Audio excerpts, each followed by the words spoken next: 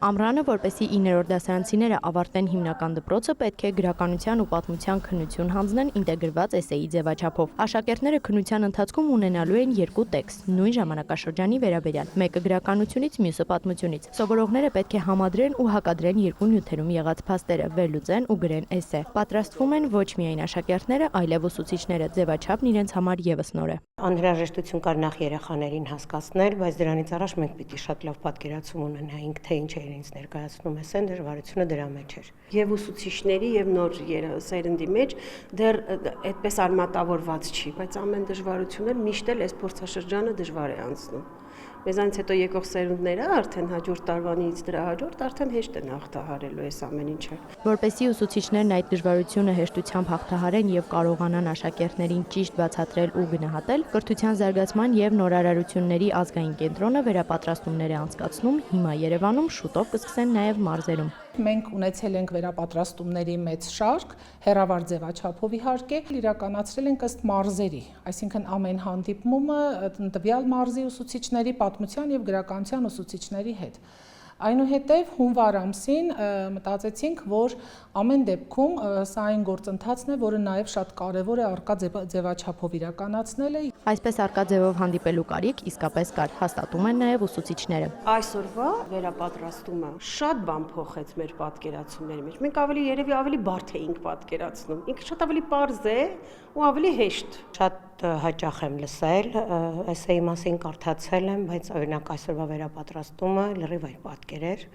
շատ մանրամասներ բացատրված ամեն ինչ, ընկալելի էր եւ ավելի հեշտացրած էր։ Գայանե Մկրտչյանն էլ, որ անձամբ է աշխատում ուսուցիչների հետ, նկատում է։ Ուսուցիչները դժվարանում են պատկերացնել, որ ինտեգրված էսեն ոչ գրականություն է մաքուր, ոչ պատմություն է, այլ այն հմտությունների դրսևորումն է, որոնք սովորողը ձեռք է բերել գրականության դասաժամերին եւ պատմության դասաժամերին։ Սա հմտությունների դրսևորման շարադրանք է։ Վերապատրաստումն այսպես են կազմակերպում։ Նախ աշակերտները գրում են փորձնական էսեն, հետո ուսուցիչներին եւս մեկ անգամ ներկայացվում է դրա կառուցվածքը։ Վերջում գնահատում են աշակերտների աշխատանքը։ Այսօր բավականին հաջողել ենք։ Մենք հիմա անցել ենք արդեն էսեի կառուցվածքային 3-րդ բաղադրիչին եւ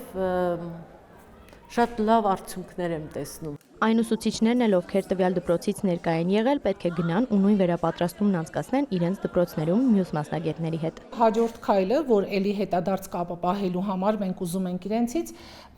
դա հետևյալն է, որ այդ նույն էսեն, որը այդ դպրոցի սովորողները գրել են, կգրեն արդեն իրենց դպրոցներում եւ նորից կստուգեն ու արդյունքները մեզ կուղարկեն։ Ուսուցիչները սակայն մեկ այլ մտահոգություն էլ ունեն։ Ժամանակն է խանգարում, որովհետև դասապրոցեսին զուգահեռ հնարավոր չի լինում երեխաների հետ նման աշխատանքներ տանել բավականին հաճախ։ Սկզնակի տնօրենը մինչդեռ ընդգծում է, էսե գրելու հմտությունները մաս կարելի է դասապրոցեսում ներառել։ Էսեագրության այս բերած խնդիրները, բացահայտած խնդիրները կան, ես չեմ կարող ասել, որ դրանք չկան։ Մենք բոլորս տեսնում ենք, բայց այնպես չի, որ դրանք լուծելի չեն կամ մենք չենք կարող